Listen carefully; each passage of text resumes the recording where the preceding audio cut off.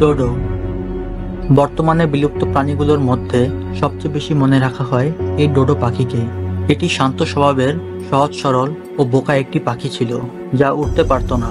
এটি ভারত মহাসাগরে মরিশাস দ্বীপে পাওয়া যেত। সেখানে এই পাখিগুলো অনেক সংখ্যায় বসবাস করত।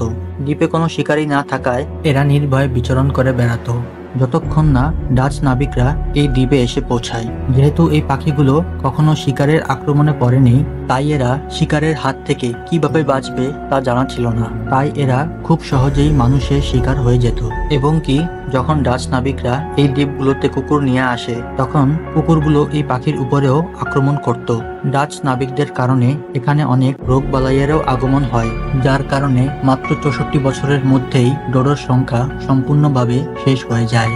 খাদ্যের অভাব, বাসস্থান নষ্ট ও প্রচুর পরিমাণে শিকার হওয়ায় ডোডোর সংখ্যা বিলীন হয়ে যায় ও অফিসিয়ালি এই পাখিটিকে 1662 সালে বিলুপ্ত ঘোষণা করে দেওয়া হয়।